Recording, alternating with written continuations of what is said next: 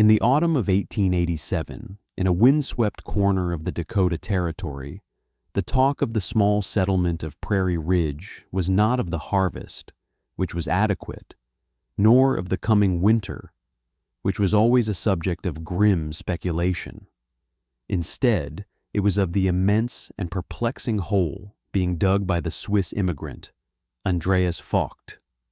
While his neighbors were busy chinking the walls of their cabins and stacking cords of cottonwood against the northern walls of their sturdy, above-ground barns, Andreas was engaged in what appeared to be an act of profound foolishness. He was moving the earth itself, one shovelful at a time, creating a vast, rectangular pit adjacent to the modest foundation of his own small house. They called it Vogt's Folly. They called it the Horse Grave. Silas Croft, a man whose opinion carried the weight of his 20 years on the prairie and the size of his impressive timber frame barn, stood chewing a piece of straw one crisp October afternoon, watching Andreas methodically line the bottom of his pit with fieldstone. "A man builds a barn to keep his animals out of the mud and the damp," Silas declared to a small audience of fellow homesteaders. "Not to bury them in it before they're dead. Horses ain't gophers, Vogt." The men around him chuckled. Their laughter carried on the same relentless wind that Andreas seemed to be trying to hide from. They saw the mound of displaced earth, the painstaking labor, the sheer strangeness of it, and they saw only waste. They called it wasteful. They called it foolish. Andreas Vogt, a man of few English words and even fewer reactions, simply nodded, wiped the sweat from his brow with the back of a calloused hand, and placed another stone. He was not building a pit. He was building a sanctuary. He was not burying his livestock. He was embracing them with the very land they stood upon. This quiet, methodical man was preparing not for a winter, but for the winter. He was preparing for the kind of cold that didn't just bite, but consumed. He was preparing for a force of nature that would soon be given a name spoken with a shudder for generations. The schoolhouse blizzard, the great cataclysm of ice and wind that would roar out of the north in January of 1888. It would turn the open prairie into a white hell, freezing men where they stood and transforming the very barns his neighbors were so proud of into frozen tombs for their livestock. In the face of that storm, their common sense would fail. Their sturdy timbers would prove useless. And the strange subterranean structure they mocked would become the single warmest, safest place for miles in any direction. What did Andreas Vogt understand about the ancient thermal battery of the earth itself that everyone else, in their rush to build quickly and conventionally, had dismissed as foolish? Andreas Vogt had come from a world of verticality, a steep-sided valley in the canton of Graubünden, Switzerland. There, the wind was a surgeon, cutting through the passes with glacial precision, and the snow was a master builder, shaping the landscape for half the year. In his village, survival was not an abstract concept, but a daily negotiation with gravity and temperature. He had grown up in the shadow of barns that were not separate, freestanding structures in the American style, but were integral parts of the homestead, often built directly into the sheltering lee of a hillside. These were bank barns, ancient in their design, with the lower level, the stall, protected on one or even three sides by the unyielding mass of the earth. He remembered the feeling of descending the stone ramp into his grandfather's stable on a bitterly cold January morning. Outside, the air was a crystalline razor, every breath a stab of pain. But inside the stall, the world changed. The biting wind vanished, replaced by a profound stillness. The air was cool but not cold, thick with the scent of hay, and the warm, living breath of the cows and goats. The temperature, his grandfather had explained, was moderated by the mountain itself. The earth, he'd said, had a long memory for warmth. It soaked up the summer sun and held it deep within, releasing it slowly, reluctantly, through the long, dark months of winter.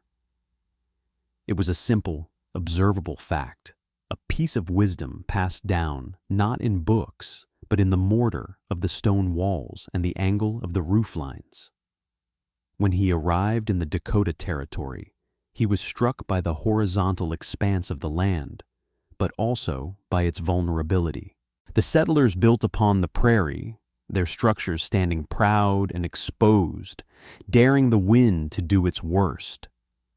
They fought the cold with the brute force of the axe and the stove, constantly feeding the flames to beat back a relentless enemy. Andreas saw this as a battle of attrition, a fight that could never truly be won. He looked at the deep black soil, the same soil his neighbors cursed when their wagon wheels sank in the spring thaw, and he saw not an obstacle, but an ally. He recalled the ice houses he had helped build one summer in Wisconsin, structures dug deep into the ground where winter's harvest of ice could survive the hottest days of August, insulated by nothing more than sawdust and the thermal stability of the surrounding soil. The principle was the same, merely inverted. If the earth could keep the summer heat out, it could surely keep the winter's cold at bay. One day, as he was marking the dimensions of his excavation with stakes and twine, an old Lakota man named Two Hawks, who sometimes camped near the creek, stopped to watch him. The other settlers mostly ignored Two Hawks, treating him as a relic of a bygone era. But Andreas, an outsider himself, felt a kinship with the man's quiet dignity. Two Hawks watched for a long time, his gaze taking in the stakes, the house, and the vast, open sky. Finally, he spoke, his English slow and deliberate. "You ask the earth for shelter," he said, not as a question, but as a statement. Andreas nodded. "In my father's time," Two Hawks continued, gesturing to a low rise in the distance, "we built with the earth. Our lodges were warm in the snows, cool in the sun. The earth has a strong heart. It beats slow. It holds the warmth of the sun that has passed and waits for the sun to come." He tapped his chest. "A good heart. You listen to it." The old man's words were not a revelation, but a profound confirmation. The wisdom of his alpine valley and the ancestral knowledge of the Great Plains had converged on this single point. The earth was not something to be conquered, but a partner in survival. The physics behind this shared wisdom was as elegant as it was powerful. The scientific term for it was geothermal stability, but to Andreas, it was simply the Earth's constancy. Below the frost line, typically a few feet deep in the Dakotas, the ground maintains a remarkably stable temperature year-round, a reflection of the average annual air temperature. In that part of the territory, this was roughly 45 to 50 degrees Fahrenheit. This subterranean climate was a tremendous thermal asset. In a conventional, above-ground barn, an animal had to survive in an environment that mirrored the outside air temperature, which could plummet to 40 below zero. To maintain its core body temperature of around 100 degrees, a horse or a cow had to burn an enormous number of calories, consuming vast quantities of expensive feed just to stay alive. The animal's body was fighting a 140-degree temperature differential. In Andreas's design, the earth itself would do most of the work. The earthen walls of his subterranean stable would constantly radiate a gentle heat of 45 degrees. The animal's body would only have to bridge a 55-degree gap, dramatically reducing its metabolic load. The structure acted as a massive thermal battery. The sheer mass of the surrounding soil would absorb and neutralize the brutal, short-term fluctuations of the air temperature outside. Furthermore, the design eliminated the greatest thief of heat, the wind. Wind chill is the process of convective heat loss, where moving air constantly strips away the thin layer of warmth that surrounds a body. By building underground, Andreas was creating a space with almost perfectly still air, allowing the animals to retain their own body heat, which would further warm the enclosed space. He was building not just a structure, but a microclimate, a pocket of manufactured stability in a world of violent extremes. The construction began in late summer, a race against the hardening of the ground. Andreas was a study in methodical motion. He first excavated a rectangular pit, 20 feet wide and 40 feet long, directly north of his small two-room cabin. He dug down 10 feet, a depth that put the floor well below the frost line. The work was grueling. The prairie sod was a tangled mat of roots, and below that lay dense, heavy clay. He used a plow pulled by his two sturdy draft horses, Bell and Grant, to break up the soil, then shoveled the loose earth onto a stone boat to be dragged away. The pile of dark soil grew into a small hill, a testament to his relentless labor and a source of constant amusement for his neighbors. Once the pit was dug, he began the walls. He hauled countless loads of fieldstone from the creek bed, rocks of all shapes and sizes, and began laying a dry stack foundation, a skill learned on the steep slopes of his homeland. Upon this, he built the walls themselves, a composite of heavy timber and packed earth. He set thick cedar posts at the corners and every 8 feet along the perimeter. Between these posts, he built a double wall of rough-sawn planks, leaving a 2-foot gap between the inner and outer layers. This gap was the core of his insulation system. As he built the walls upward, he backfilled the exterior of the pit and simultaneously packed the 2-foot cavity between the plank walls with a mixture of dry clay, moss, and sawdust. This created a thick, insulated barrier that was also porous enough to manage moisture, preventing the dampness that Silas Croft had predicted. The earth was bermed right up to the roofline on 3 sides, leaving only the southern face exposed. The roof of the stable was the most ingenious part of the design, and the most laborious. It had to support not only the weight of snow, but the weight of an entire room. Andreas was, in effect, building the foundation for a future extension of his own house directly on top of the barn. He laid massive cottonwood beams, a foot in diameter, across the width of the pit, their ends resting on the heavy timber and earth walls. On top of these beams, he placed a tight layer of thick planks. This formed the ceiling of the stable and the subfloor of the room above. But he didn't stop there. Over the planks, he layered thick sheets of tar paper, a precious and expensive commodity he had hauled from Fargo. On top of the tar paper, he laid a 6-inch layer of puddled clay, creating an impermeable water barrier. Finally, he topped it all with a foot of the original prairie sod, laid grass side up. This living roof would provide yet another layer of insulation, its dense root mat holding it together. From the outside, it would eventually look as though his house was simply built on a small, natural rise. Silas Croft stopped by one afternoon in November, his hands shoved deep in his pockets, a skeptical frown etched on his face. He watched as Andreas meticulously crafted the ventilation shafts. These were 2 simple, square wooden chimneys, one at each end of the stable, rising up through the earthen roof. "What in tarnation are those for?" Silas asked, gesturing with his chin. You building chimneys for your gopher hole?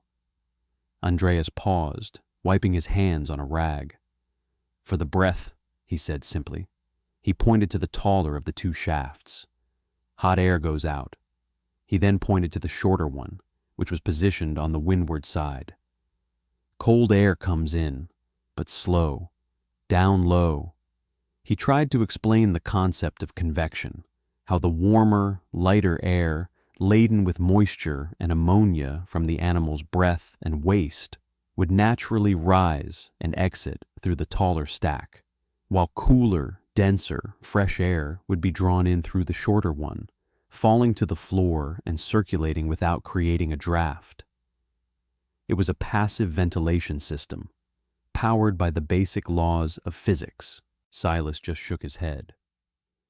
Seems like you're just inviting the cold in after all this digging to keep it out. His argument was rooted in the common sense of the prairie farmer. A barn was a big, airy box. You built it with a high ceiling and a hayloft to let the heat and stink rise, and you hoped for the best. You didn't seal it up like a tomb. All that damp, Vogt, he warned again, his voice filled with a genuine, if condescending, concern. It'll give your horses lung fever. The damp will rot their hooves right off. You mark my words. Andreas did not argue. He had no interest in winning a debate. He was an empiricist, a man who trusted observation and experience over talk. He knew that his ventilation system, combined with a thick bed of straw on the floor that he would change regularly, would keep the air surprisingly fresh and dry. He had seen it work for 100 years in the Alps. He simply picked up his hammer and resumed his work on the heavy, insulated door for the southern entrance. He persisted through the mockery, through the sideways glances, and the whispers. His confidence was not born of arrogance, but of a deep, quiet certainty. He kept his logbook, noting his progress, the materials used, the hours spent. He was not just building a barn, he was conducting an experiment, and he was confident in his hypothesis.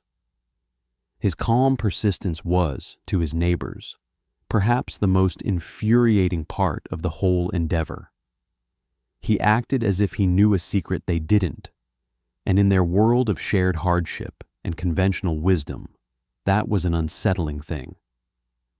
The winter arrived not with a gentle prelude of frost and flurries, but as a sudden, violent assault. On the morning of January 12, 1888, the air was unseasonably mild. Children walked to the one-room schoolhouse in light coats. Farmers were out tending to livestock, enjoying the brief respite from the usual January cold. But in the early afternoon, the world changed. A wall of black cloud boiled up from the northwest, and with it came a sound that was not like wind, but like a screaming solid thing. The temperature plummeted, not by degrees, but by tens of degrees in a matter of minutes. A warm afternoon turned into a struggle for survival in an Arctic hurricane. The snow that fell was not the soft, clumping snow of a gentle storm. It was a fine, granular ice, like sand, driven by winds that gusted to 60 miles per hour. Visibility dropped to zero. The world beyond a person's outstretched hand ceased to exist, erased by a churning, white chaos. It was this combination of extreme cold, ferocious wind, and blinding snow that made the storm so uniquely deadly.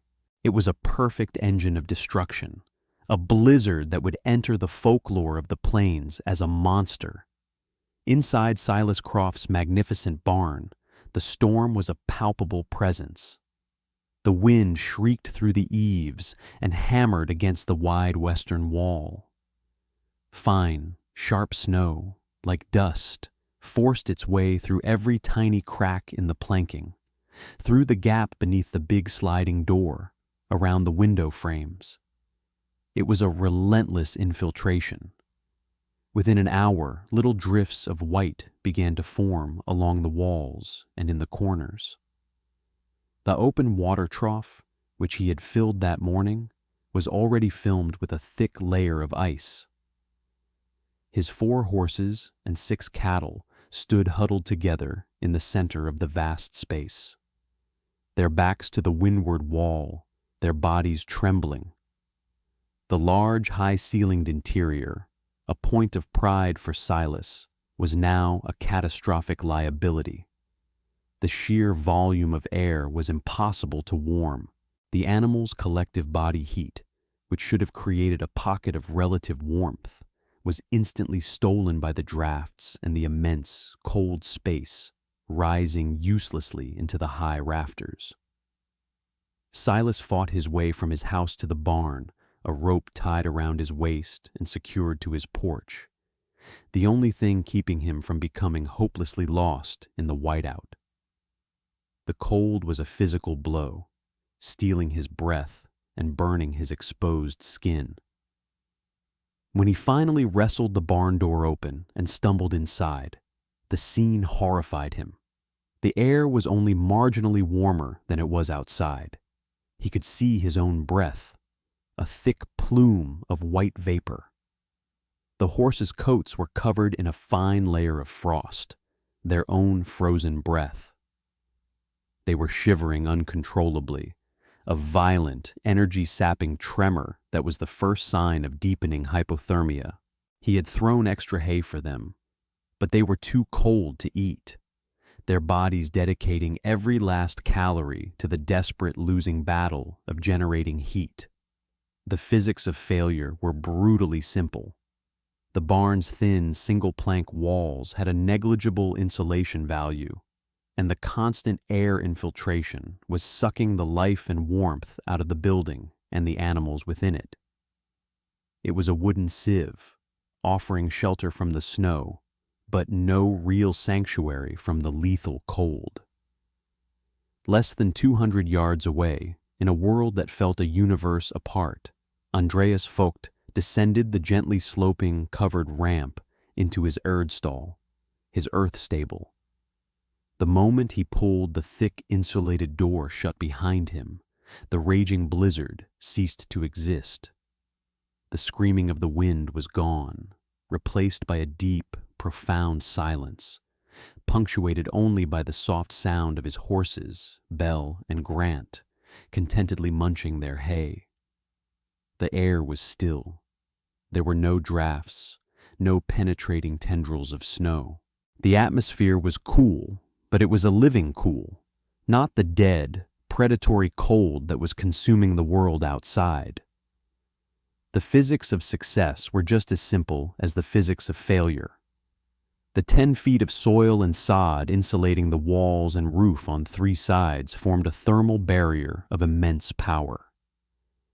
The earth, holding its steady 48-degree temperature, was acting like a low-grade radiator, constantly replacing any heat that was lost. The body heat from the 2 large horses was effectively trapped within the low-ceilinged space, raising the ambient temperature even further.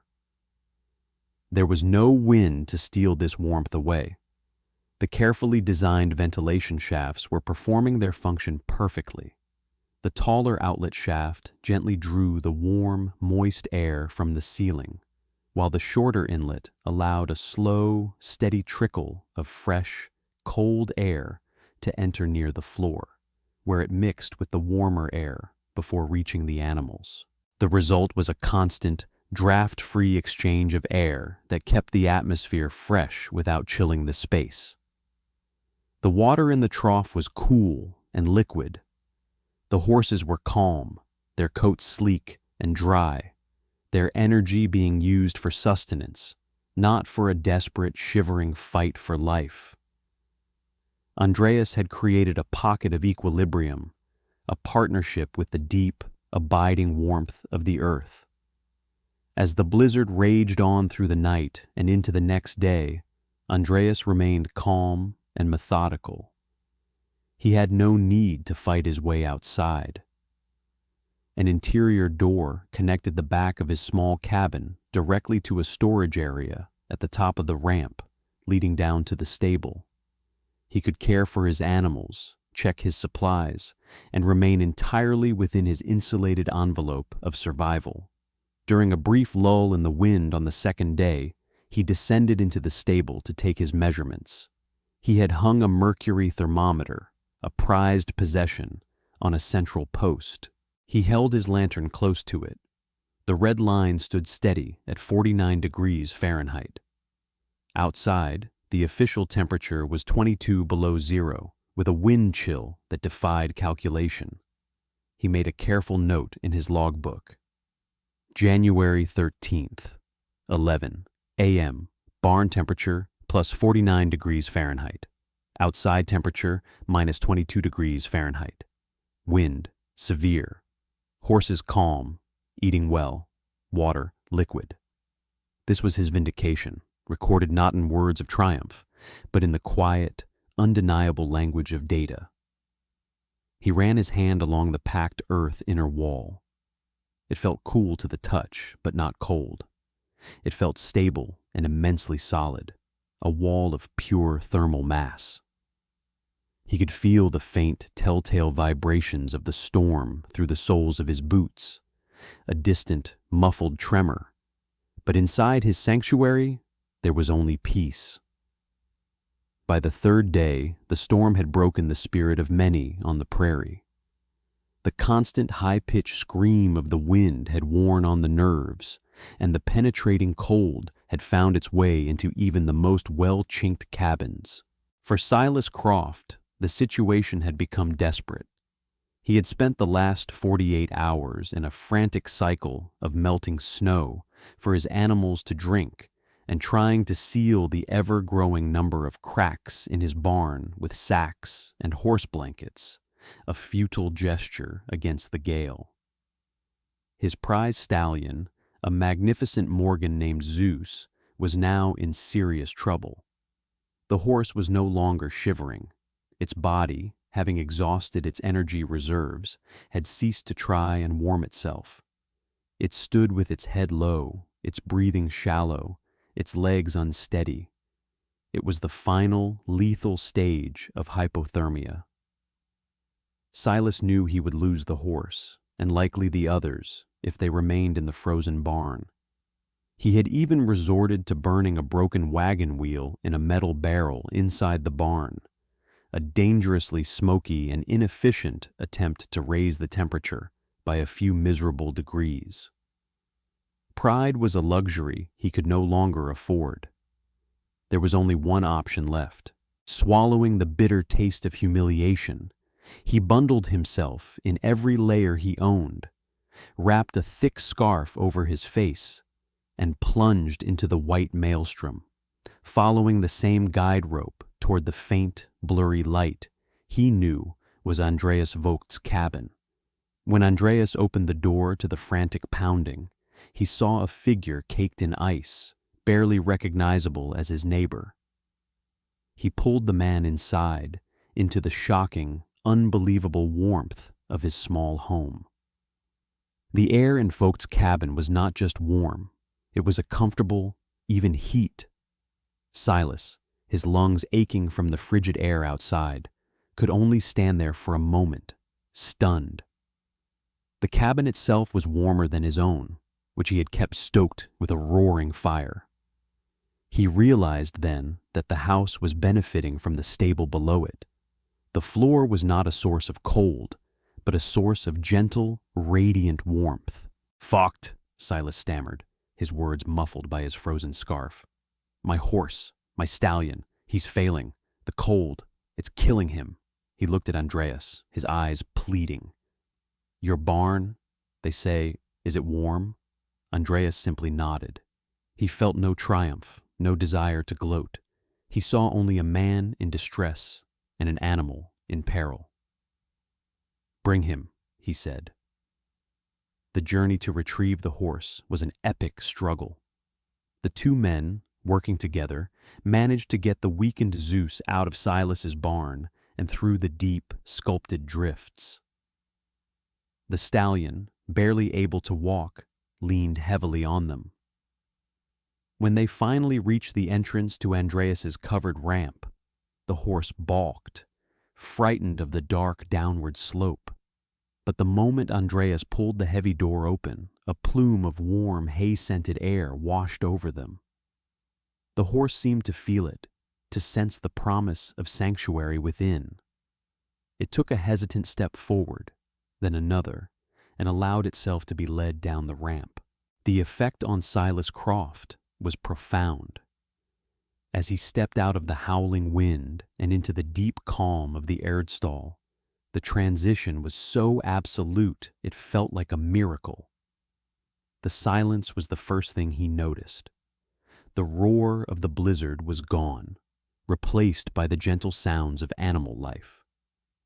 Then he felt the air, still, cool, but utterly devoid of the wind's murderous bite. He watched as his own horse, which had been on the verge of collapse, took a deep, shuddering breath and seemed to steady itself. Andreas was already there with a thick blanket, rubbing the stallion's coat to restore circulation. Silas walked to the center of the stable and looked around. He saw the two calm draft horses in their stalls, the liquid water in the trough, the dry straw bedding. He reached out and placed his bare hand on the inner wall, the wall made of wood planks backed by earth and moss. It felt solid, permanent, and it was not cold. He could feel no draft, no hint of the Arctic fury that was raging just a few feet above his head. He was standing inside the principle he had mocked. He was inside the earth's warm heart. He turned to Andreas, his face a mixture of awe and shame. His skepticism had been utterly dismantled, his pride shattered by the simple, observable truth of this place. The questions he had were no longer scornful, but genuinely curious, the questions of a student to a master. "How," he began, his voice quiet, almost a whisper, "how did you keep the damp out? I thought for sure it would be a wet grave." Andreas Vogt showed no hint of self-congratulation. He was a builder, a farmer, a pragmatist, and his satisfaction came from a system that worked, not from the humbling of a neighbor. He walked Silas over to the corner and pointed to the dry stack stone foundation. "The stones," he said, "they let the water pass, and a ditch outside filled with gravel." He explained the simple French drain he had installed at the base of the foundation, a trench that collected any ground moisture and channeled it away from the structure. He explained how the packed sawdust and moss in the walls wicked away any condensation. He spoke not of his own cleverness, but of the materials and the methods, as if they were simply self-evident truths. He then went back to his cabin and returned with 2 mugs of hot coffee, handing one to Silas. His grace was as profound as his stable was warm. He had offered not just shelter for a horse, but a lesson in humility and a masterclass in forgotten wisdom, all without a single boastful word. When the great blizzard finally blew itself out, it left behind a world transformed and traumatized. The silence that fell was as shocking as the noise had been. The prairie was a landscape of immense, sculpted drifts, some as high as the houses they buried. The human cost was terrible, with hundreds of settlers frozen to death, many within sight of their own homes. The loss of livestock was catastrophic, with estimates running into the tens of thousands. Entire herds were wiped out, frozen solid in the fields or in the very barns built to protect them. The aftermath was a period of grim accounting, of digging out, of counting the dead. In Prairie Ridge, the story was the same. Silas Croft had lost 2 of his cattle and 1 of his other horses. Others had fared even worse. But the story that began to circulate, first as a rumor and then, as an undeniable fact, was that of Andreas Vogt's horses. Not only had they survived, they had emerged from the storm healthy and calm. And so had Silas Croft's prize stallion, which had recovered fully in the warmth of the underground stable. The physical evidence was irrefutable. While others were hauling frozen carcasses from their barns, Andreas Vogt was leading two thriving animals out into the bright, cold sunshine. In the weeks that followed, a steady stream of visitors made their way to Vogt's Folly. They came not to mock, but to learn. They walked down the ramp into the Erdstall, their hats in their hands, and they experienced the same sense of profound, quiet warmth that had humbled Silas Croft. Andreas, patient and methodical as ever, would unroll the simple architectural drawings he had made on butcher paper. He walked them through the process, explaining the importance of digging below the frost line, of the insulated double wall, of the passive ventilation shafts, of the drainage system. Silas Croft became his most ardent advocate. "I called him a fool," he would tell the assembled farmers, his voice heavy with the weight of his own past ignorance.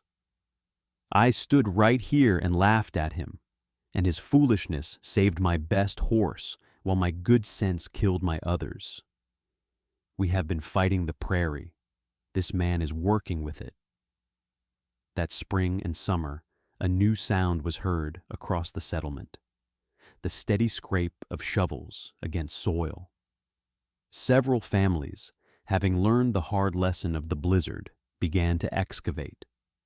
They were building their own versions of the Vogtstall. Some dug directly into hillsides where they could, creating true bank barns. Others, on the flat prairie, replicated Andreas's design, building an artificial berm against the north wall of their new subterranean structures. They adapted the plans to their own needs, some making them larger, others smaller. The design was not a rigid formula, but a set of principles that could be applied in different ways. Andreas moved from homestead to homestead, offering advice, helping to lay the first stones, demonstrating the proper way to pack the insulating fill. He became, in the span of a single winter, the community's most respected expert, his quiet wisdom now sought after by the very people who had once dismissed him. The long-term results were transformative. The following winters, while still harsh, were no longer so deadly.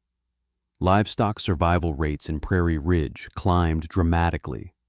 Families discovered they were spending significantly less on feed, as their animals were no longer burning calories in a desperate battle against the cold. The health of the entire community improved. The new stables, often connected to the houses as Andreas's was, created warmer, more resilient homes. Infants who might have struggled in drafty cabins thrived, and the elderly, most vulnerable to the deep cold, survived the winters in greater numbers. The underground barn was not just an agricultural innovation, it was a life-saving adaptation that fundamentally altered the community's relationship with the harsh environment they called home. The story of the Dakota Bank barn spread beyond the confines of Prairie Ridge.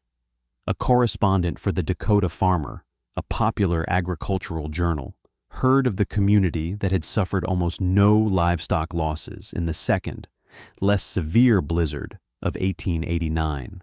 He traveled to the settlement and wrote a lengthy article, complete with sketches of Andreas Vogt's design and testimonials from Silas Croft and others. The article, titled "The Earth's Warm Embrace, A Lesson in Wintering Stock," was widely read and reprinted. Agricultural extension agents from the new state colleges visited, studied the designs, and began incorporating the principles into their official bulletins and recommendations for building in the northern plains. The idea, born in an alpine valley and validated by the ancient wisdom of the Lakota, was now entering the formal record of American agricultural science. What Andreas Vogt had demonstrated with stone, timber, and sweat, modern building science would later validate with numbers and terminology he never knew. His packed earth and moss walls were an early, effective form of insulation, possessing a significant R value that dramatically slowed the transfer of heat. The immense soil surrounding the structure acted as a thermal mass, a concept now central to passive solar and geothermal design, buffering the interior from extreme temperature swings. His living roof was a precursor to the green roofs used in contemporary sustainable architecture. His entire structure was, in essence, an earth-sheltered, passive geothermal building, a design of remarkable efficiency. He had understood, intuitively and through tradition, the critical difference between the fluctuating temperature of the air and the stable, life-sustaining temperature of the earth. He knew that survival in a harsh climate was not about fighting the cold with more fuel, but about avoiding the fight altogether by partnering with a more powerful, stable element. The legacy of Andreas Vogt and his underground barn is a quiet parable of practical wisdom. It stands as a testament to the value of listening over talking, of observing over assuming, and of respecting the deep, time-tested knowledge that often lies dormant within tradition. In an age of rapid innovation and a belief in new, bigger, and faster solutions, the homesteader from Switzerland reminded his neighbors that sometimes the most effective path forward is to look back to the old ways and to look down at the ground beneath one's feet.